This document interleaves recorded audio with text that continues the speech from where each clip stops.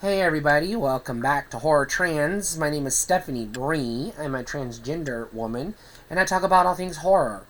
And today we're talking about Final Exam. Not your college finals. We're talking about a slasher question mark flick called Final Exam. And I put a big heavy emphasis on the question mark because while you kind of, sort of, have a final girl, and you kind of, sort of, have a murder mystery whodunit, and you kind of, sort of, have a, a stalker killer killing random people, and it's kind of, sort of set around a special day, like a holiday or graduation day, prom night, etc. It's not fully any of those things. And that is confusing when I say those words out loud. But here's the thing. Final Exam follows a group of college students that are in their finals week in college, and it starts off with a murder. A random murder that is unexplained, and there's no motive or any ties. There's no ties to anything at all happening in the film, and the person killed has no connection to anybody else in the film. It's just a random murder, as random as it comes in a horror film. But then the next segment of the movie isn't a horror film at all. It's this weird college prank movie where you have a group of kids stage a fake mass school shooting, which absolutely could not be done today in a film, as a prank. And then the lone police officer, or chief of police, or whoever, shows up, calls the dipshit kids assholes, but instead of arresting them for staging a mass shooting as a prank, he harasses the kid that made the phone call, saying that he should have known better, and he's basically, quote, the boy who cried wolf. There's no reason for that. There's no backstory given as to why the cop would assume that. He's just like, shucks, it's just boys being boys. You're an idiot, asshole. Don't call 911 again. Which is, there's no basis for this, and they don't give us a reason for this. And it will come back, unfortunately, in the wrong way. Spoilers. I should have said that up front, but I usually spoil movies in these reviews. You should expect that. I say usually because sometimes I'll try not to. But anyways, just assume I'm going to unless I say otherwise. So, and then you have a sequence of events that have nothing to do with nothing. Just a pledge, a fraternity pledge, trying to put his pen on his sorority sister, not even sorority sister, his girlfriend, basically, who I think is a sorority sister. But anyways, because they don't make it fucking clear who's who and who's what. This movie makes no fucking goddamn sense. They don't need, the characters kind of have names, but none of them have personality traits, and they all look like bland, generic ass teenagers, or young adults, I should say. You're not going to remember their names. You're not going to remember who's who or what's what. And then this section of the movie is basically Animal House, but for horror fans, kind of. But there's no kills, there's no death, there's no murder. But the guy that's suspicious of the murders is still talking about the random murder that had nothing to do with nothing, and it is nothing. It does not pay off. I'm going to tell you that right now. That murder, it happens right at the front of the movie. It's not anybody connected to anybody in the film. The killer isn't connected to anybody in the film. It's just a fucking random kill for no good reason other than to have a kill in the first, scene of the movie, I guess.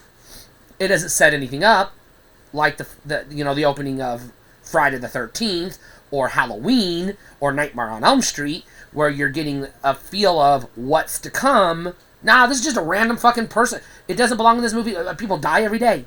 People get murdered literally fucking every day. It has nothing to do with nothing. But then you get this weird ass Animal House bit where the frat boys, like I said, stage a fake mass shooting, which looks real enough to fool everybody on campus until the cop shows up. If that happened today, you'd have helicopters flying around. The school would be shut down for days.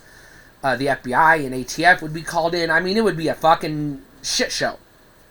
Now, just one cop shows up, calls the person who called the police an asshole, and then just sort of bounces around. The coach commends the frat boys, the football coach, on their awesome-ass prank, and the coach bullies the nerd that made the phone call and bullies the police officer for harassing his kids, his football kids. It's a weird fucking movie. Yeah, it's the early 1980s. It's like 1981 or 2-ish. But goddamn is that fucking weird. But, okay. But then you get 2 random kills out of nowhere. Again, not for nothing. They're just people. And again, it could just be circumstance. And then once that happens, the nerd finds the dead body, and then it becomes a slasher movie. And that's like the second act. It takes all the way until the second act before it finally becomes a slasher movie. And then it bounces back and forth between being a slasher movie and a rom-com, because you still have you have the frat boys, but they go away after they tie the guy to the tree, in his underwear for basically giving his pen away. They just sort of go away. They're not relevant for the rest of the movie. And then finally we start following the cheerleader, I guess. I don't fucking know what she is. The girlfriend, I guess. They don't fucking give her a personality. She's just there in like 2 scenes with other people. It doesn't matter. This movie is fucking dumb. But then you get to the end, and first of all, the killer doesn't even wear a mask, so you know who they are the whole goddamn time once they show up. And then you get the chase scene. But at that point, you're like, wait, who's this girl? And why am I following her now? She was not the main character. There was no main character to follow. But none of these characters had anything to do with anybody anyways. And then all of a sudden, she survives, the killer dies, they roll the credits, and you're like, what the fuck did I just watch? And you're like, I know there are some really good slasher movies in the 80s.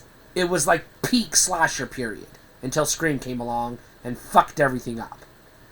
But there are also some really shitty slasher movies in the 80s. I'm a slasher fan. I'm a sucker for the slasher formula. This movie is like, it gives you an inch of the slasher formula and then a mile of Animal House. And you're like, what the fuck, movie? Pick a lane and stay there. Don't try to be 2 different things, because you're not funny. If you think you're trying to be funny, you're not. It's not okay, I don't want to say it's not cheeseball cheesy, like Animal House was cheeseball cheesy, or Killer Clowns from Outer Space. It's the kind of cheesy of, well, yeah, it's the 80s, and they don't take themselves seriously. Kind of like 16 Candles type of cheesy, But not as good as 16 Candles. I can't believe I just compared it to a John Hughes film. But, I mean, close enough. It kind of is a John Hughes film, only actually has characters, and his films actually have characters and structure. This movie is just a bunch of scenes. This is absolutely a Rent. It is a horrible fucking film. Even if you're a slasher fan, stay with... There are hundreds of other better slashers. Go watch Sleepaway Camp. Go watch Halloween, Friday the 13th, Nightmare on Elm Street, Silent Night, Deadly Night. Don't waste your time on this shit. Stay cool.